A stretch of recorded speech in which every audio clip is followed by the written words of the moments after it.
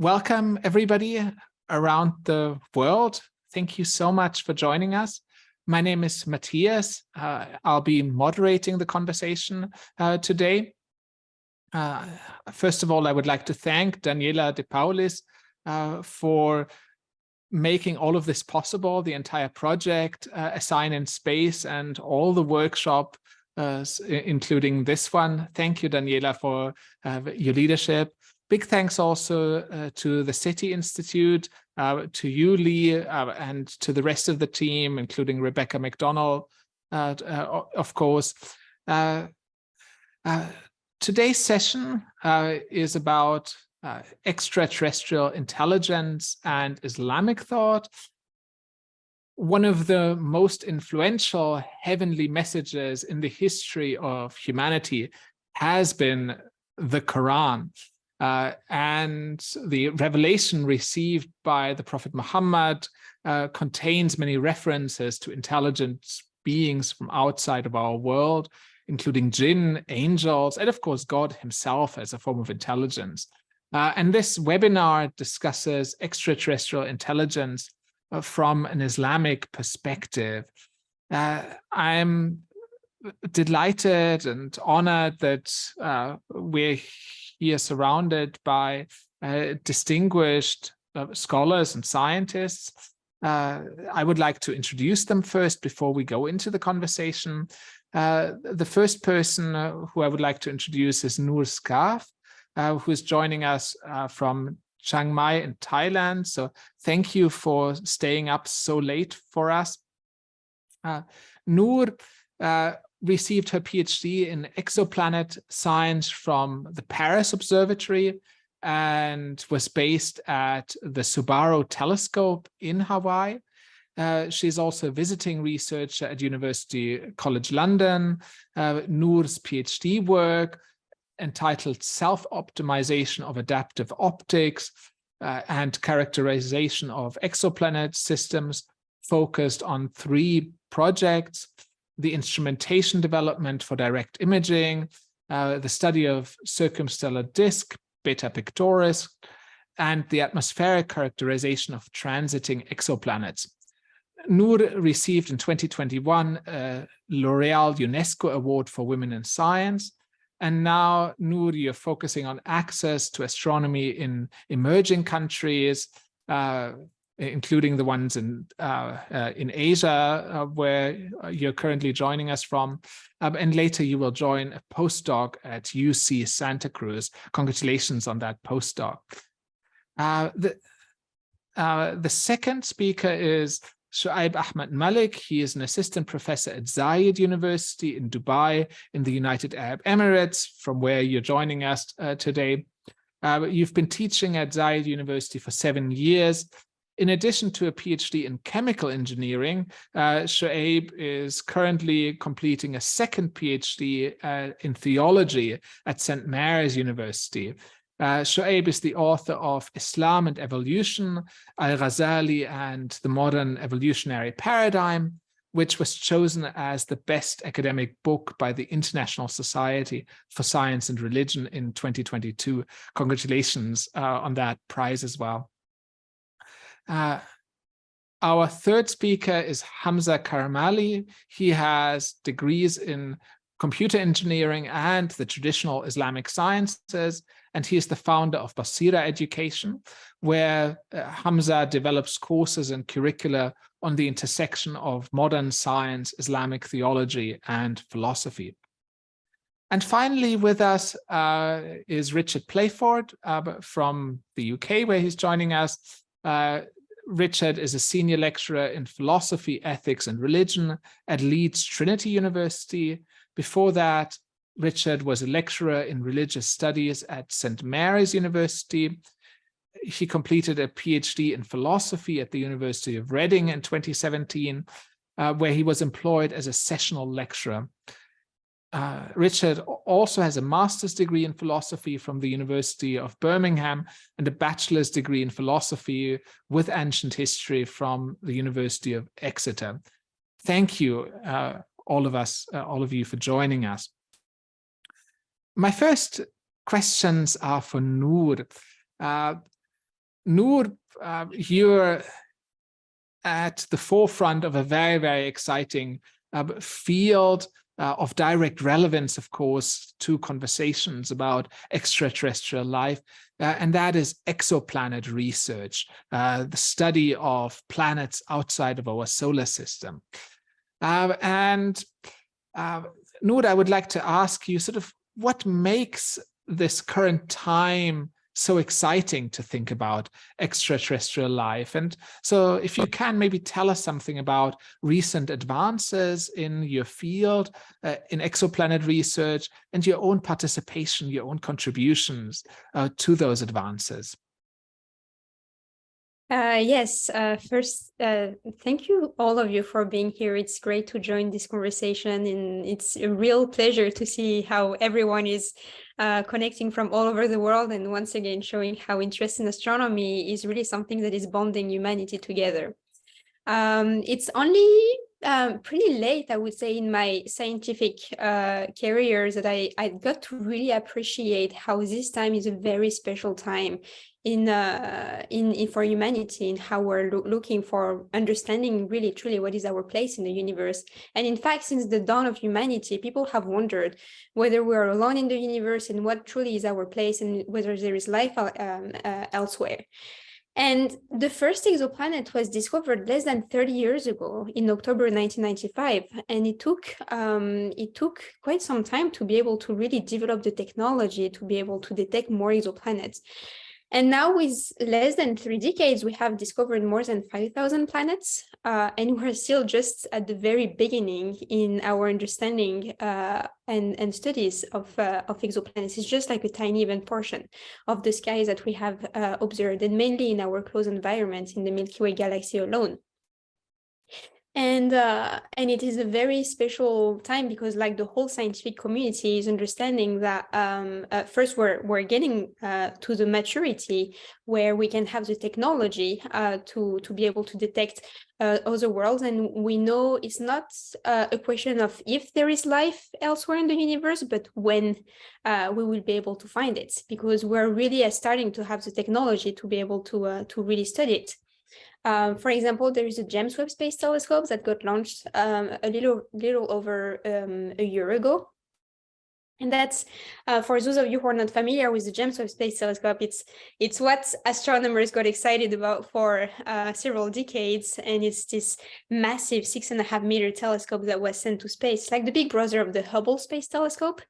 And it is studying, it's an infrared observatory that studies the atmosphere of exoplanets, but also in direct imaging. And we are just starting to have some data from the James Webb Space Telescope to be able to study exoplanets' atmospheres at different wavelengths in the infrared. And why is the infrared so important, and why is it just like such a starting point for us? Is because the molecules emit at this wavelength. So, for example, water feature, you will not be able to see it much in the visible, but you will see it very clearly in the infrared. And so, by studying the atmospheres of exoplanets, which is just like just the moment when we can actually do that, we can really dive into understanding more on astrobiology, understanding whether there could be some kind of signs of life. By studying the atmosphere, you can find if there is water, carbon dioxide, oxygen, methane, all of these signs of biosignatures that are just very exciting in our quest for life in the universe. There is just many more missions, space missions and observatories that are being designed right now to be able to study, detect, and characterize exoplanets. One of them is the Ariel space mission, which is the European Space Agency mission to study exoplanet atmospheres. There is also the NASA New World Observatory that is starting to be designed for the next 30 years. So there is just a lot of things going on in like a very interesting dynamic and data coming in. It's not just the beginning of the technology, but it's also like a lot of data coming in. As for me, what was my contribution to the field? In fairness, me alone, not much. It's a lot of big collaborative work. There is hundreds and thousands of researchers working together. It really is a work of a collaborative work. And so a few things that I have been working on is the direct imaging of exoplanets, which is absolutely crucial for being able to detect life in the universe, because we need to be able to see the planet directly to be able to then really characterize its atmosphere and find new type of an Earth-like planet. I'm also very interested in the atmospheric characterization. That was actually my first paper on the topic. And I'm also interested in how planets form, because what we see with the more than 5,000 planets that we have detected is that they're extremely diverse, far more diverse than we have even in our solar system. And through this diversity, we try to understand where is this diversity coming from, which is a key question to be able to understand where, if there is life in the universe. And for that, you need to study planet formation. And so this is something that I also contributed in throughout my PhD project. Wonderful. Thank you so much, Nour. This is fascinating. So we're beginning to peek into the atmospheres of extra solar planets. We are beginning to look for signatures of biological activity, specific molecules, and so on, right? And obviously, it's sort of one thing to talk about organic molecules, to talk about molecules that are indication of biological activity. It's another thing to talk about intelligence and messages and so on. Nour, if you had to guess, what are the chances that in this universe out there, that there is another Earth on which creatures are wondering about science and religion, just like we are doing now? What are the chances of there being another workshop somewhere else in the universe where people are asking, are there intelligent creatures elsewhere? Yeah, that's a question that literally keeps me awake at night, especially as I'm an astronomer that observes at night. So it's definitely things that we nerd about as astronomers as we do our observations. What is the probability of having intelligent life? What is even the probability of having life in the universe?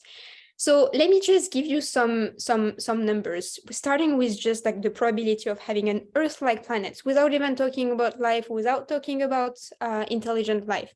Let's talk about the probability of having an Earth-like planet in the habitable zone of its stars. So within our galaxy alone, the Milky Way galaxy, there is 100 to 200 billion stars. In reality, we don't exactly know. So let's stick with 100 billion stars in our galaxy. And we know now there is at least 4 times more planets than there are stars, which is just a huge number of planets. There is far more planets than there are stars. So that means at least 400 billion planets in our galaxy alone. So even if we are pessimistic and we consider that only 1% of them is within the habitable zone of its star, that means not too far and not too close from its host star so that it can have liquid water on the surface. Only 1% of them. That still means there is, and that's still being pessimistic. That means there is at least 4 billion planets in our galaxy alone that could possibly have liquid water on the surface and could be Earth-like planets. So just in terms of statistics, like statistically speaking, it is impossible that there is not another planet that has the same conditions as life, as Earth to have to develop life. And multiply that by all of the billions and billions of galaxies that themselves have billions of stars, that themselves have billions and trillions, quadrillions of planets. It is just statistically impossible that there is no another planet that would have life. And as for intelligent life, there is the Drake equation that some of you may be familiar with, that tries to look at what would be the probability to find intelligent life. And so that's there is just so many different factors that come into the equation. It's very hard to answer this question. Right now, we have not found life, and there is the Enrico Fermi question: where is everybody? If there is, like, statistically speaking, if there is so much probability, how come have we not find life? And one of the answers is because the universe is such a vast space. And there is this quote of Carl Sagan that I love, and it's the vastness of space is only bearable through love. And it's like sometimes it's so scary to see how just like so immense, so like big the universe is, and we're just starting to see, we're just at the beginning of being able to detect other planets. And so it may just be that the universe is still too big for us, and our technological maturity just too small to be able to have detected another planet. There is another intelligent life. There is a lot of programs. There is, for example, the LISTEN program of SETI in collaboration with the Breakthrough Initiatives Foundation. And so there is a lot of things going on in trying to understand how could we pin down a better understanding of the probability of having intelligent life in the universe, and how can we increase our probability to detect it. Wonderful. Thank you so much. I love that quotation in particular, that the universe is only, like, in its size and vastness, only bearable with love. And obviously love is one of the attributes of God in many different cultures and religion, right? The idea that God loves us, or God loves the universe, which is beautiful. So aside from Nour, none of the main panelists here is working as a professional astronomer or astrophysicist. Shoaib, Hamza, Richard, the three of you have backgrounds in engineering or the computer sciences or philosophy or theology, rather than astronomy or astrophysics specifically. Maybe briefly from all three of you, have you always been fascinated with science fiction and astronomy, or have you become more interested in astrobiology more recently in your careers? Matthias, who did you ask that? There's like three of us. The three of you, maybe just briefly, all three of you. All right, okay. If no one's going for it, I'll make a start. So for me, the whole discussion about astrobiology was not really a big thing until very recently. In the beginning, I think 7 years ago, I mostly focused on evolution, given that that's such a sensitive topic. Religious beliefs and evolution is still an ongoing dispute in many different circles. And so when I was looking into that topic, it naturally led me to think about human nature and human uniqueness, which is the discussion of theological anthropology. And that is not the only way of looking at theological anthropology. In fact, there are two other dimensions to the conversation given modern developments in science. One is astrobiology, which is one of the reasons why I pitched you the idea of having a conference on this, and so we can get many different scholars coming in and talking about what kind of impact astrobiology or extraterrestrial intelligent life could have on Islamic thought. And so that's where that interest came out of. And the other dimension that I think really forces us to think about theological anthropology is artificial intelligence. And so these were acquired interests as opposed to being naturally tuned up. I mean, I always had an interest in space. That was always a big thing there. And I saw, aliens when I was younger. But I think for me, dinosaurs is more interesting than aliens. So I'll leave it there and I'll hand it over to the other people. So there you go. Wonderful. Hamza, what about you? How long have you been fascinated by aliens? I have a childhood interest, actually. So I grew up in Pakistan at a young age. And I used to read this fantasy series in Urdu called Dastani Amir Hamza. Hamza, that's about it's a magical world of jinn, like you mentioned, jinn and angels and magic and sorcery. And so I think there's something within the human being that denies the fact that we are all alone. And there needs to be something more than what we can see and immediately around us. And so I think that has found expression throughout human history.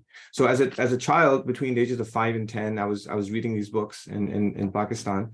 And then I moved, I grew up actually in Qatar, where you are. love to come back there, inshallah, in the future. I went to school there. I went to Doha College. And while I was there, I was an avid science fiction reader. So I read Isaac Asimov, watched Star Trek, Twilight Zone, so it's part of this fascination about the unseen and the possibilities. But one of the things that I came away with is that the sci-fi novels, at least at the time when I was reading, they tended to be dystopian, pessimistic. Whereas when you bring this theistic view into it, then there's always some kind of an optimism, a force for good, a higher purpose. So I was always been fascinated by the question of what an Islamic merger with sci-fi would look like. Like would it change the flavor of it? I think like it's one of the factors that brought me where I am here today. Thank you so much, Hamza. What about you, Richard? Your fascination with aliens and astrobiology, how did that come about? So many of the same sort of themes sort of coming through. I was always interested in science fiction as a child and growing up. And then as I sort of got my PhD, I became increasingly interested in two sort of interrelated things. One was philosophical anthropology. What does it mean to be human? What is it that makes us human? And as part of that, what do we make of what we might call, I don't know, exotic or borderline cases? So that includes issues of sort of evolution. When did we become human? What do we make of, early hominids, early human, our sort of ancestors who are like us in some ways, but not in others?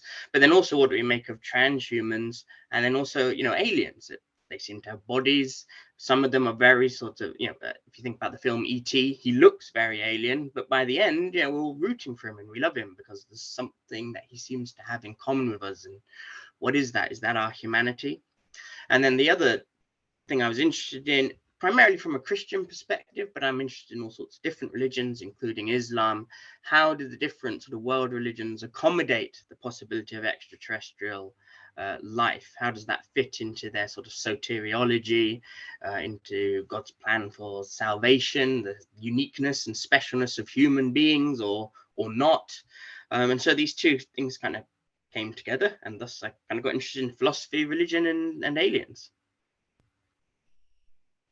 Fascinating. Thank you very, very much, all of you. Now, this webinar is part of the wider project A Sign in Space, which is about a simulated celestial message, a simulated heavenly message coming to us from the sky, from planet Mars, from the European Space Agency's trace gas orbiter. So it is about messages, and message is also in the title of one of the most prominent, perhaps best known movies about the Prophet Muhammad and early Islamic history. It's just called The Message, a movie from the 1970s. So I wanted to ask whoever wants to take that question on from our panelists, do you feel that the idea of message plays an important and especially important role in Islam, perhaps compared with other religions? Yeah, I'll chime in on that one.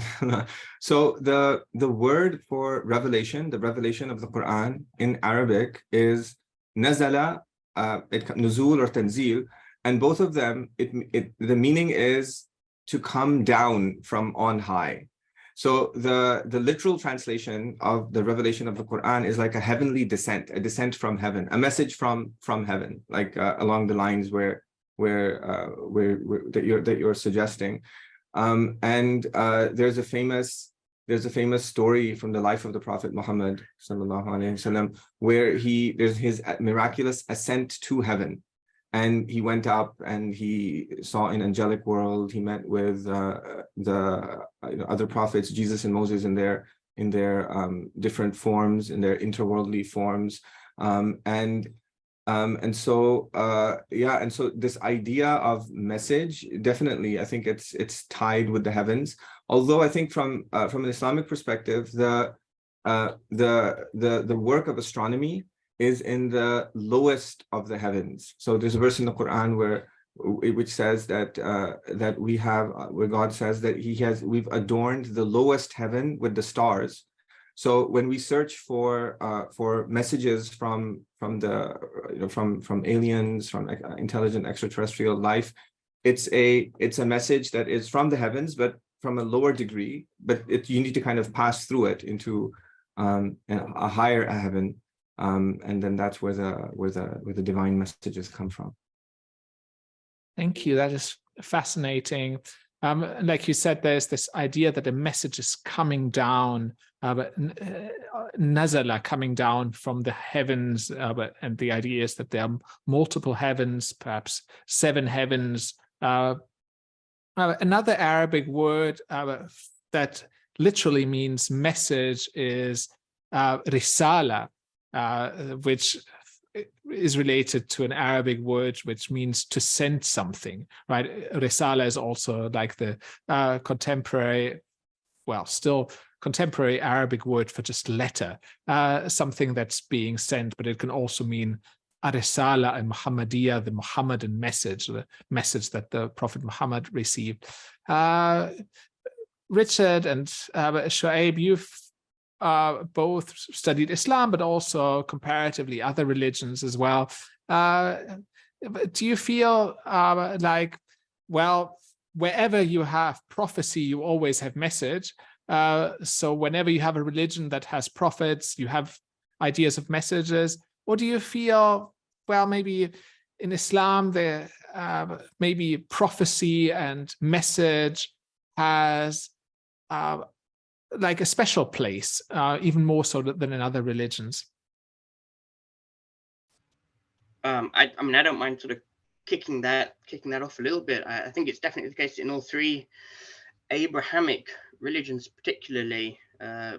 God seems to have communicated with the world in a much more profound and sort of explicit way than in many more Eastern traditions, which sometimes don't believe in God, for example. And I think that simultaneously makes it more interesting when thinking about aliens, because there are perhaps think about Islam, there are various passages that perhaps hint at the idea of, well, very clear that there are non-human intelligences in the Quran, but there are various passages that hint at perhaps others, and so that means there's all of these sort of interesting, maybe problems is too strong a word, but sort of riddles, like how is that referring to aliens? If not, why? If so, why?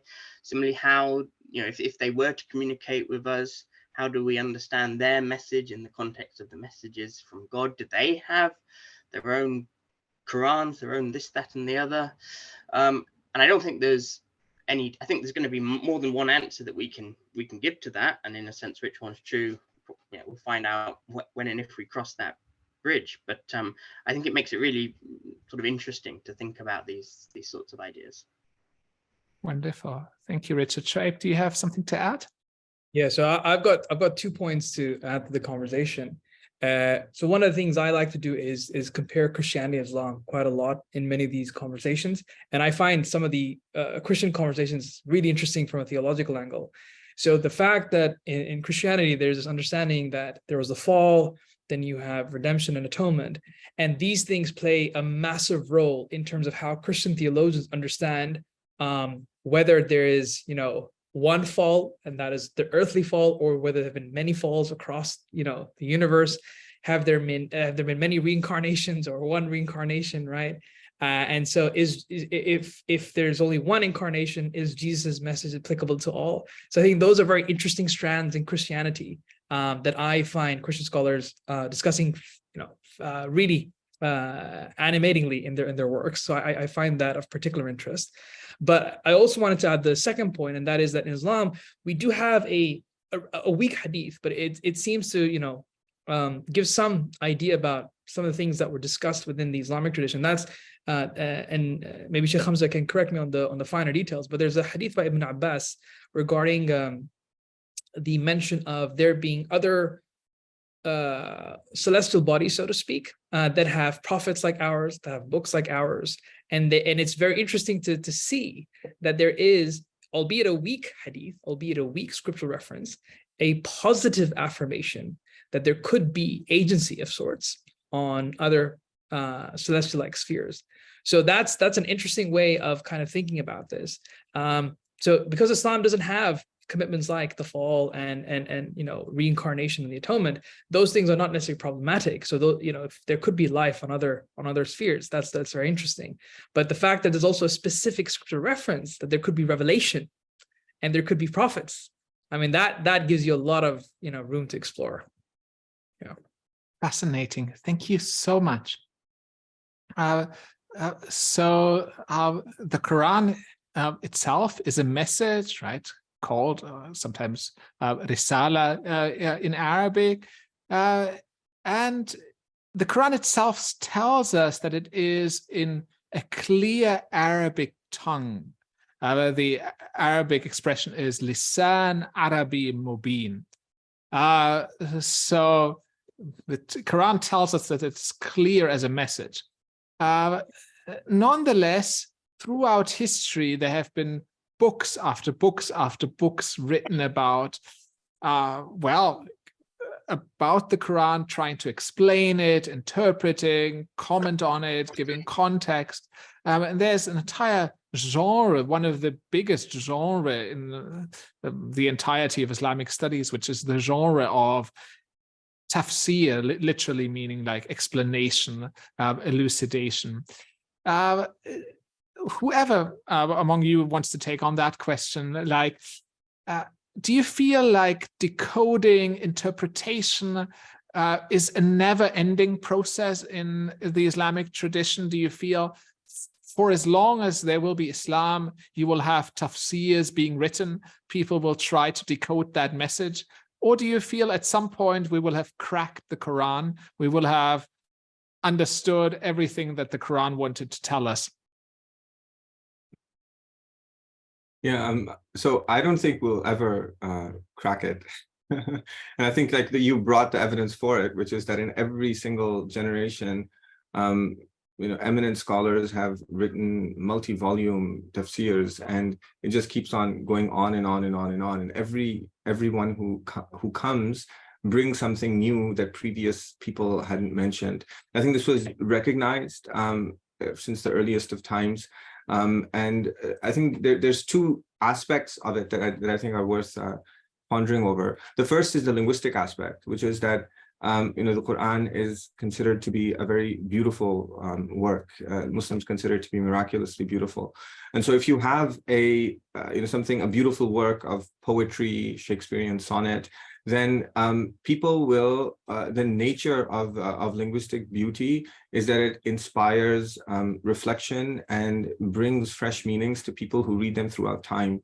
And so I think that's one aspect of it. But I think another aspect that's related to our discussion today is that the Quran actually talks about the sun, the moon, the stars, the day, the night, the wind, humans, developing humans in the embryo. Even as Richard mentioned, there's even verses that seem to talk about aliens. There's a verse that says that from his signs, from God's signs, is the creation of the heavens and the earth. وَمَا بَثَّ فِيهِمَا مِن دَابَّةٍ, and the living creatures that he scattered in both of them.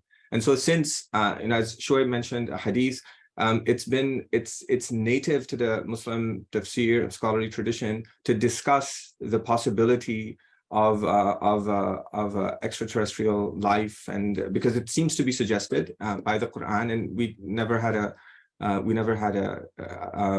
problem with it. But what this shows is that as our scientific knowledge about the universe increases, as our scientific knowledge about extraterrestrial life increases, then to somebody who, like a Muslim who believes that this is God who's describing the actual universe, then if our knowledge of the universe increases, then it increases our knowledge of the actual scripture. And that's one of the things that I find really stimulating about the science and religion field from an Islamic perspective. Fascinating. Thank you so much. Would any of our other panelists want to add something to what Hamza said? Yep, I can go after Sheikh Hamza. So I definitely believe and resonate that the Quran seems to be, it's very specific when it needs to be, but it's also left a lot of things open in the sense that every inch of exploration will have new imaginative possibilities. I mean, 1,000 years ago, stuff like AI was not something that we could resonate with. That's a very new phenomenon that's encouraging us to think about more about human uniqueness. And I think with further discoveries down the line, if we do find, first of all, extraterrestrial life, and then more specifically intelligent extraterrestrial life, it will lead to very new kinds of explorations and questions. For example, in terms of ethics, are we supposed to invite them to the mess of Islam or Christianity or whatever? That's a new space to think about, right? So maybe cosmological ethics, so we can have textbooks on cosmological ethics, right? How might that look like? And so I do believe that there's a vastness both within the tradition as well as in the science and in their interfaces. And I think that's going to always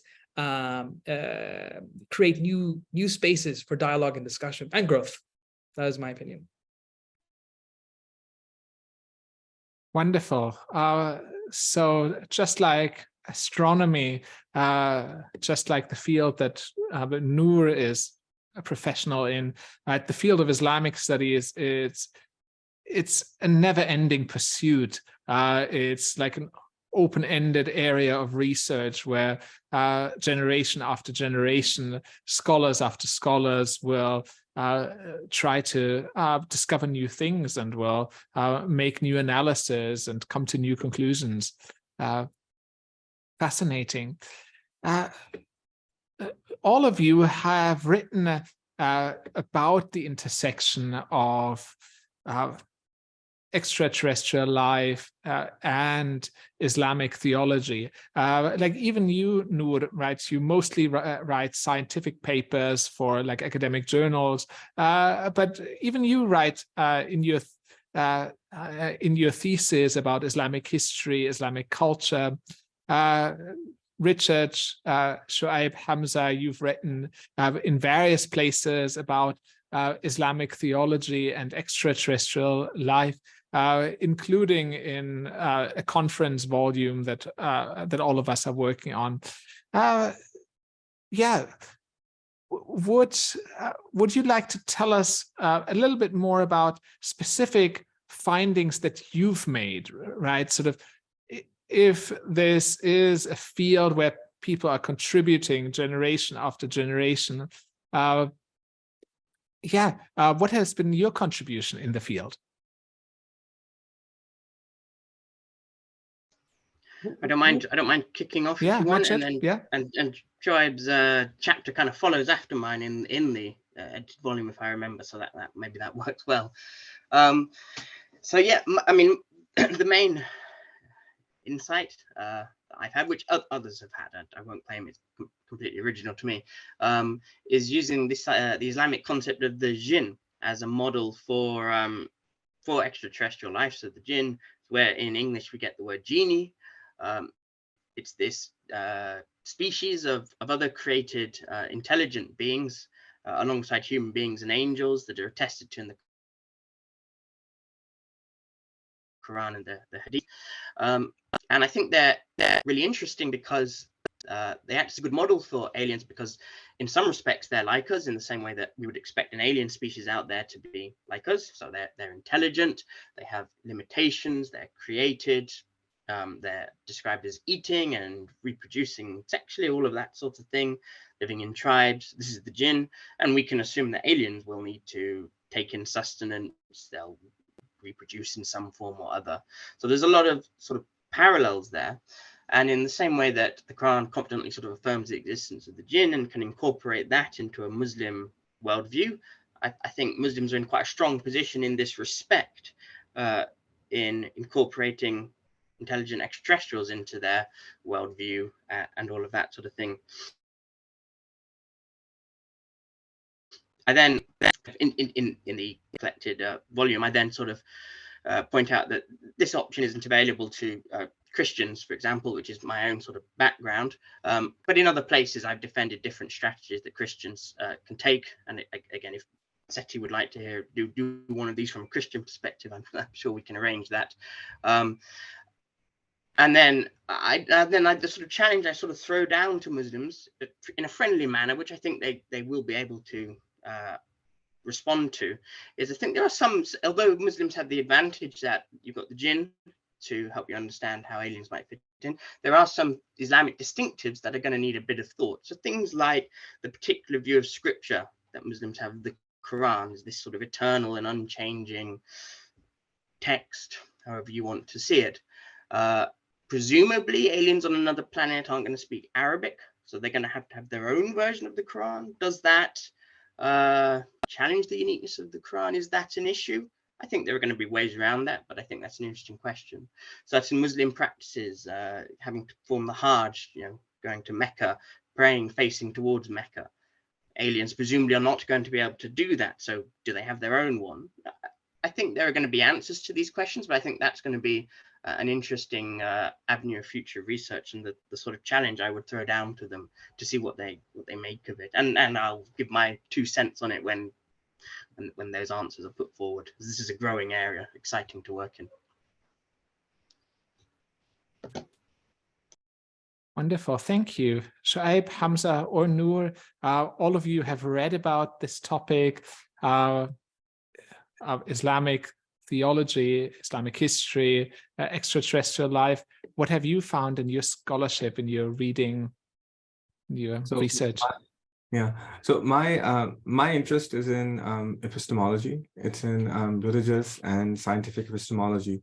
So I think that traditionally Muslims, they viewed the world through the lens of revelation, and they analyzed the world through the lens of revelation. They incorporated scientific knowledge into it, but then with the advancements of modern science and the challenges between science and religion in a Christian context, it raises questions regarding the compatibility of religious knowledge on a subject and scientific knowledge on a subject. So that's the lens that I like to take. And so in the paper, in our edited volume, I explored the scientific information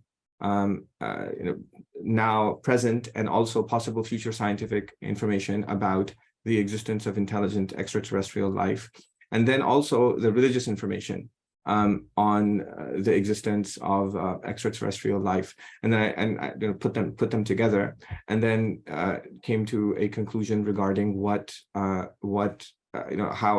to make sense of them all together. As Richard says, it's not extraterrestrial life hasn't been problematic for Muslims historically. We have been entertaining it for centuries. And myself, growing up as somebody who read Islamic fantasy stories and aliens and things were in there, I discovered later the difficulties of reconciling extraterrestrial life with religion from a Christian perspective. So in the paper, I argue that from a theological perspective, it's possible for intelligent extraterrestrials to exist, and that in fact the scientific search for intelligent extraterrestrials, if they're discovered, would aid in the interpretation of scripture, and so if Nour, you or Daniela, if you get into contact with the intelligent extraterrestrials, please write my number down. I'd like to talk to them. I have a lot of things to talk about. I think we'll make for a very interesting conversation. And so there's actually a verse. It's related to something that Richard recently said. There's a verse in the Quran that says that وَمَا أَرْسَلْنَا مِن رَسُولٍ إِلَّا بِلِسَانِ قَوْمِهِ. We never sent any messenger except that he brought the message in the language of the people to whom he was sent. So Shoaib mentioned a hadith that says that prophets and messengers were sent to aliens, to intelligent extraterrestrial lives. And so the presumption would be that if they went there, they would be in that language. But it would be interesting to do a comparison and talk to them about the issues that they face, and maybe they've had discussions like this, as you alluded to, in the future, in the beginning of this conversation. Wonderful, thank you. Shoaib, would you like to speak? And I'll let Nour. She has a few things to say, so I'll let her go first. Nour, yeah. I'm first, thank you, Hamza, for sharing your perspective.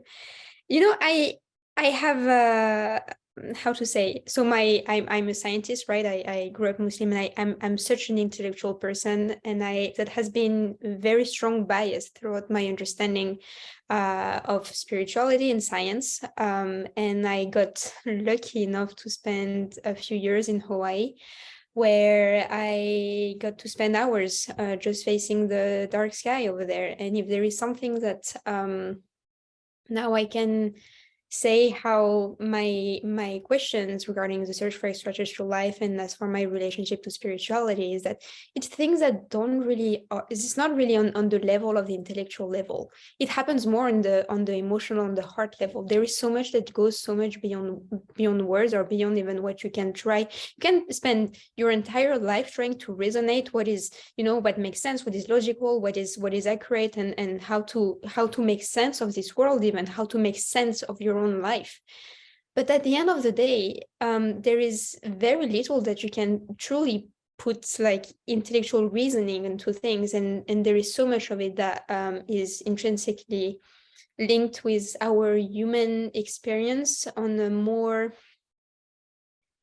in a no mind level, in a more emotional, like sensorial level. And so for me, the search for like questioning about life in the universe made me like open the new world into feeling things. And as for contacting with with other alien life, there is like you can go for hours into like thinking and wondering and trying to communicate and trying to connecting in a way or another. And there is something that I got to discover as well by stargazing, is the sense of intuition, and how there is so much within you that is, whether it is from a cosmic origin, whether it is from the fact that we're all stardust, whether it is from the fact that whether there is life in the universe, we are connected to it by the very nature of our cosmic origin. Like literally, we are the result of 13.8 billion years of evolution. We are like beings of light, and if there is an alien life in the universe, we are connected to them through our cosmic common origin. And so I feel like this is something that we can all tap into, not only in terms of for extraterrestrial life, but also for regarding life on Earth. Like we are just so divided as like a human nation, and that can be like such a like for me. Wondering about life in the universe from a spiritual perspective was something that connected me to my fellow human beings, independently of their religion and their race or their citizenship and so on. And so I feel that's exactly the same things that you can have in some ways with possible life, intelligent life that there might be in the universe. And so for me, that has been an interesting journey into disconnecting from my mind and just more opening my heart. Wonderful. Thank you so much. I'm conscious of time. I said that ideally we would like to have some 20-25 minutes for questions from the audience. Any last words from you, Shoaib, before I open the floor for the audience? Yeah, so with regards to my own contribution, I'm generally invested in the field of science and religion, with a focus on bringing the Islamic interfaces to fruition. And just like Hamza and Nour kind of elaborated, these are very exciting interfaces. And for me, my main concern has generally been with potential areas of conflict. If X, Y, Z theories do come forward, what kind of potential conflicts that they bring with them? And I always like to address those from an Islamic perspective. And that's the kind of thing that I do even in my own chapter for this upcoming volume that we have. More broadly, speaking now as an editor of the volume, co-editor alongside yourself, what I generally enjoyed with regards to this coming contribution is the fact that we have multiple voices. We've got theological angles, we've got philosophical angles, interfaith angles, as well as society angles. We've got reception of exotheology in Indonesia, an area that's untapped, right? We've got interfaith perspectives that me and Richard have looked into. We've got verses and hadiths that no one has analyzed, at least in English language to date, and brought out an exhaustive survey. So I think all of these put together will bring forth a production that hopefully will allow many people around the world to see what kind of Islamic perspectives there have been about exotheology. And I hope it invites further conversation down the line. Thank you. Thank you. Thank you so much, Shoaib. Yeah, I would like to get to the questions from our audience now. A number of people have posted comments in the chat, but in addition, Utsav from India, you've had your hand raised for a long time now. Yeah, please, what question would you have for us?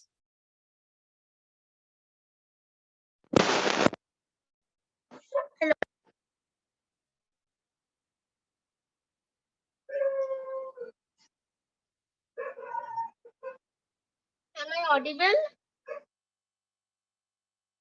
Hello? Now I am audible. Yes, you are. Yes, you're audible. And greetings from India. And my question is that do parallel universe exist? Thank you. Do parallel universes exist? That's a great question. Nour, as the astrophysicist, do you want to take that on? I can. My answer as an astrophysicist will be I don't know. For now, I'm open to the idea. I don't actually think. I mean, there is multi-dimensional things where we have seen in quantum physics. It's actually not my field, so I would rather just say I don't know. And yeah, I would love to know if you want to start exploring the scientific answers to that question. Thank you, Nour. Does anybody else from our panel have a response to the question about parallel universes? For what it's worth, I would say I don't know as well. So I think like spoken like a, I think, yeah. Great. I can see Ahmed's hand raised as well. Yeah. Hi everyone. Thank you for having me this wonderful discussion. With regard to the question of extraterrestrial life, intelligence, and Islam, I think I have this discussion before with Brother Shoaib, my friend. The question has a scientific perspective that Nour is the expert here, and a religious perspective. With regard to Islam, there's two main issues about Islam and extraterrestrial life. The first one is the position of human being. Are we the uniquest, the most unique, privileged creature God ever created? The second question is about the position of the Quran, as Richard shed some light on it. Is the Quran is the universal message and stuff like that. I think Brother Hamza mentioned a verse of the Quran about when Allah says that when Allah says send a messenger, He sent the messenger with the tongue of His people. There's another verse of the Quran in chapter 17, Surah Al-Isra, verse 95. It says, قُلْ لَوْ كَانَ فِي الْأَرْضِ مَلَائِكَةٌ يَمْشُونَ مُطْمَئِنِّينَ لَنَزَّلْنَا عَلَيْهِمْ مَلَكًا رَسُولًا. If there were on earth angels walking in peace and security, we here's Allah, should certainly have sent down for them from the heaven an angel as a messenger. So the framework of how Allah or how God in Islam interact with His creatures is so simple. Allah is the God. He sent a messenger from the same species, if we can say biologically, as the people as the creatures he sent to do, with the message from Allah suitable for that certain people. The first problem now is the position of us as Bani Adam, as human being, and specifically it's the Prophet Muhammad, peace be upon him. In most Islamic traditions, scholars will say that Prophet Muhammad is the best creature Allah ever created, even above angels. Some schools will say even above angels. However, there is no like Quranic verse or authentic hadith claims that. The most hadith that says something about that, the Prophet Muhammad says on himself, I am the best of son of Adam. And all the Quranic verses speaks about us and human being as the best creation on earth, on this planet. So there is no clear-cut scripture, Quran or Sunnah, speaks about our position compared to other creatures. Actually, there is a verse and Brother Shoaib is aware of it in Surah Al-Isra, that Allah has privileged us among most of his creatures, not all of it. So explicitly in the Quran, we are not the best of the creation. So in conclusion, I see no problem from Islamic theology perspective, with the existence of extraterrestrial life that might be more intelligent than us, that might be more privileged to Allah, to God than us.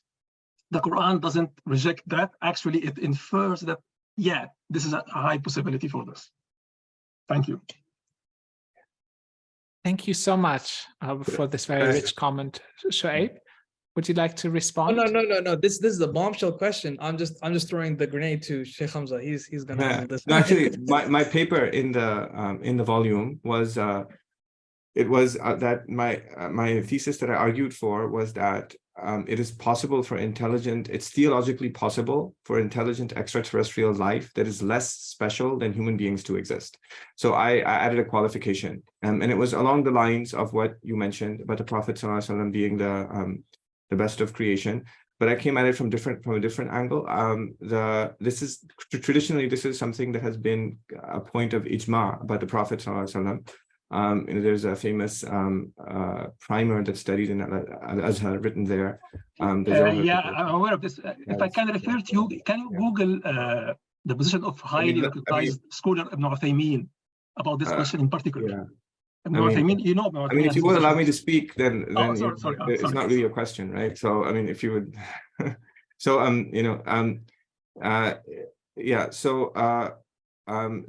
that was a position that I argued for. You're welcome to read the paper if you're interested. I have another forthcoming paper with more detail about that as well, that will argue for the unique specialness for human beings. And if you're maybe we can talk about it. Yeah, through Shoaib. Yeah. Okay, thank you. But I do disagree with what you said. Okay, that's fine. Thank you. Thank you so much. Are there other questions from our audience? Yeah. I can see there's quite a lively discussion going on in our chat.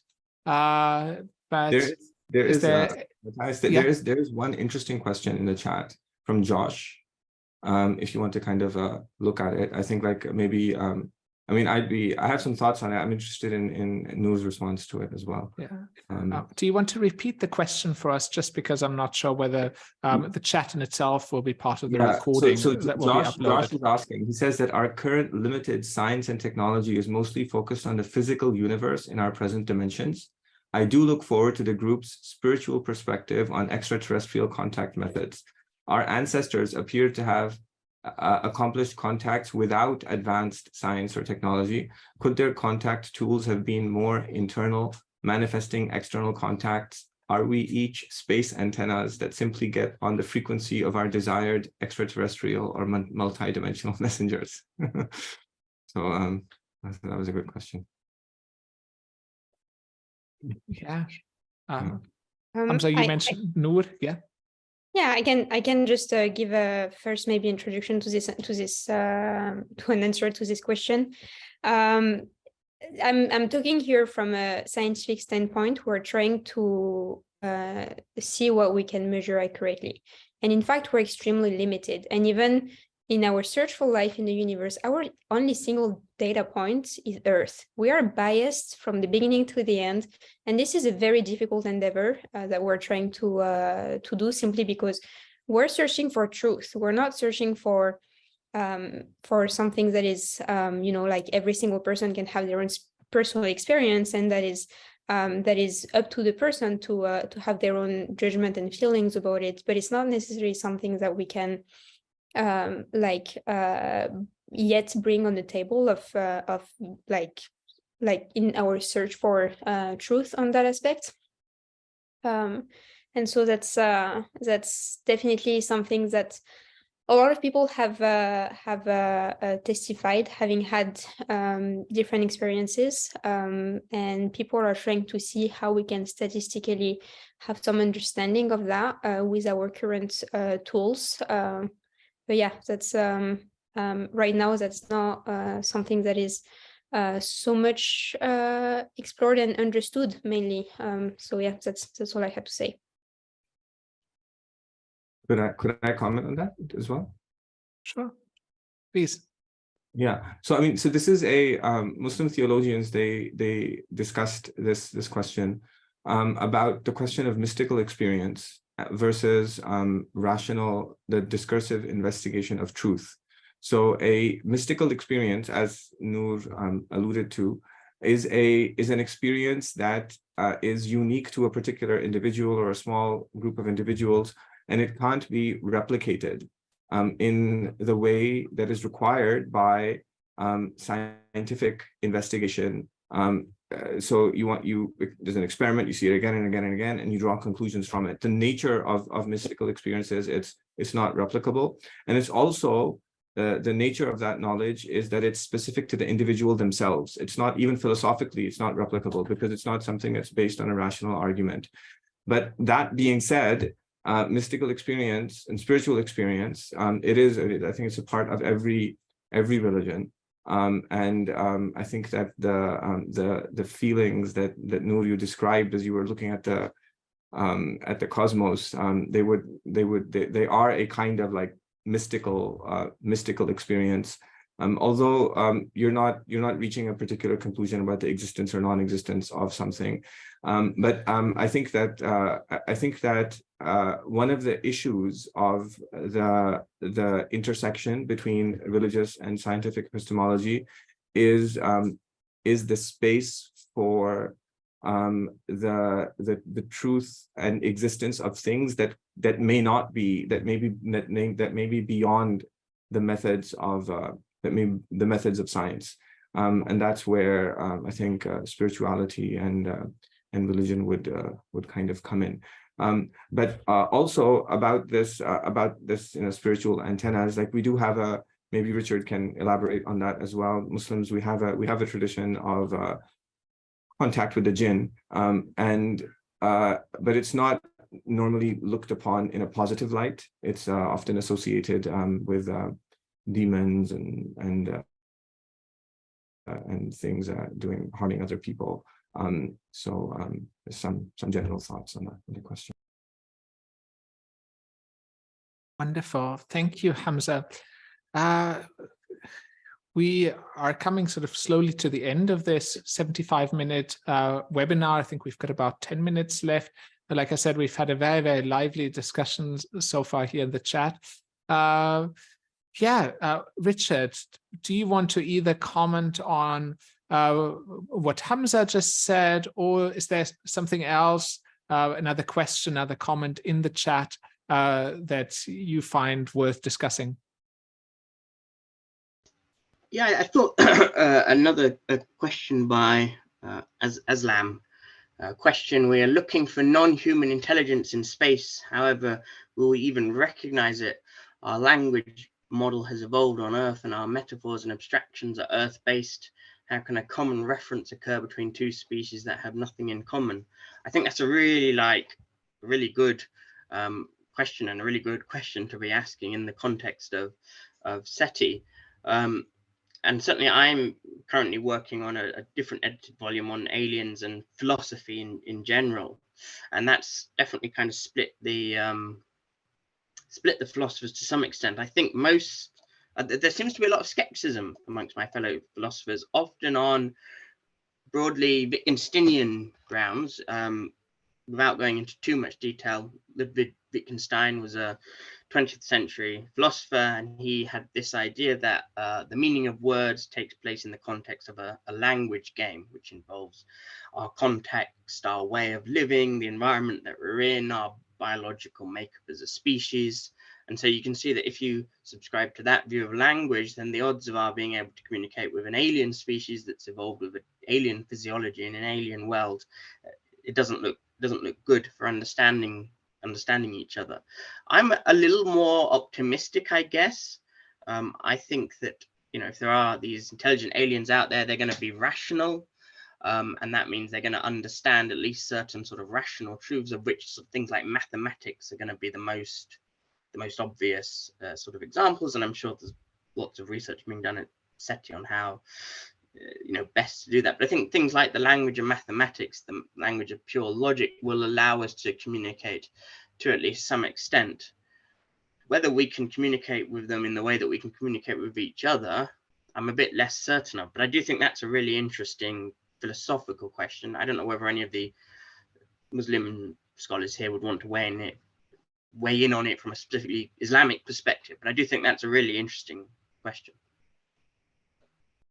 Yeah, thank you, Richard. Any other follow-up points from you, Shoaib, Hamza, or Nour, or is there any other question from the discussion, any other comment that you find? Oh, we have a raised hand as well from Abdulaziz. Abdulaziz, please.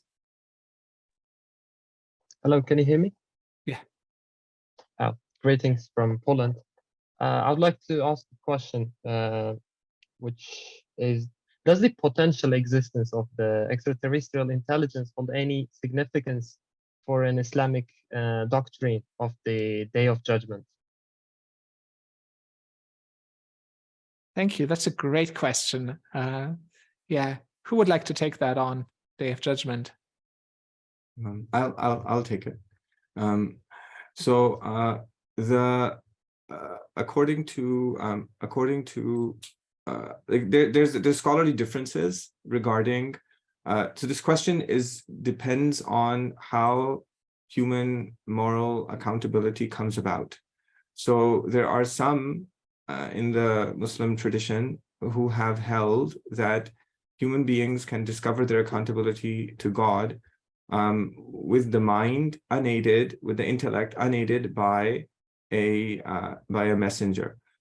Others, they require that in order for somebody to be responsible for God before God in the Day of Judgment, a messenger has to be sent to them. There's a number of verses that mention this. One of the most frequently cited verses are وَمَا كُنَّا مُعَذِّبِينَ حَتَّى نَبْعَثَ رَسُولًا. We don't punish until we send a messenger.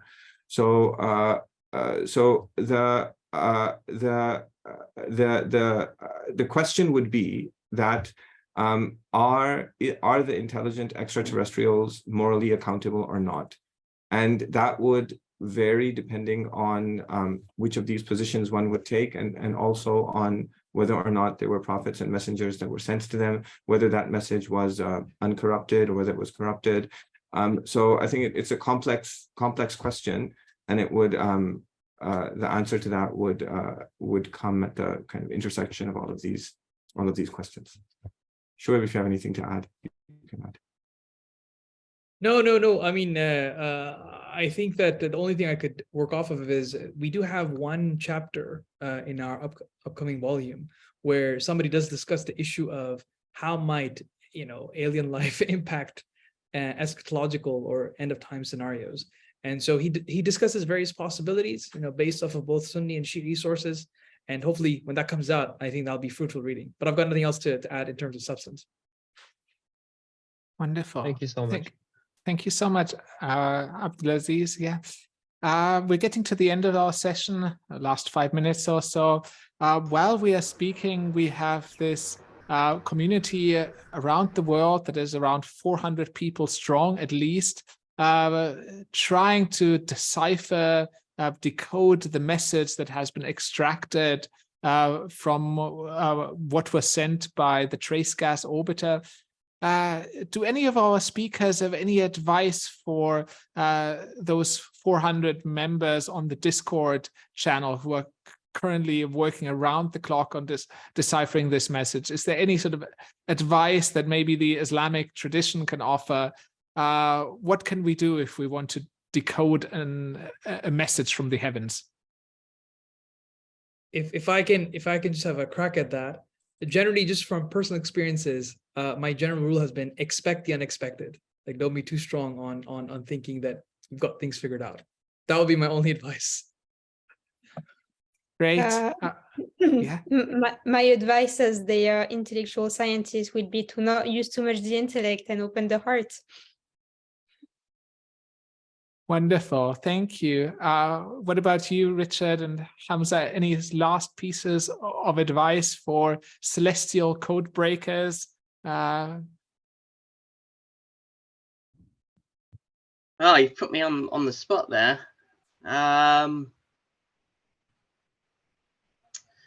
Yeah, I guess I would say, look, examine very closely any underlying assumptions you might be making. Try and take a step back and look at some of these meta questions about any assumptions you might be reading into it, I guess. But I suspect that they know more about this sort of thing than I do, these experts. I mean, I'm not sure about the meaning, but I think that if there were a message that we received from intelligent extraterrestrials, it would be a great privilege, because it means that they think of us to be important enough to send a message to. So I think that's a wonderful sign. It would be a wonderful sign, and it was a message well worth decoding. Thank you so much, Hamza, Nour, Shoaib, Richard, for this fascinating webinar. Big thanks again to Daniela for making all of this possible. Thank you, Lee from the SETI Institute, for working in the background here. Like I said at the beginning, the SETI Institute will be posting this recording online for people to watch again. In the meantime, please, everybody, do visit the website assignin.space if you haven't done so. It's being continuously updated. There's also a link to the Discord channel where, as I said, hundreds of people around the world are contributing to decoding this message. Everybody's biographies here from our panel are on the assignin.space website as well. You should be able to find the contact information of every speaker relatively easily, also like their social media links. So I would just encourage everybody to continue the conversation and continue to be involved in this fascinating project. Thank you, everybody, again for coming.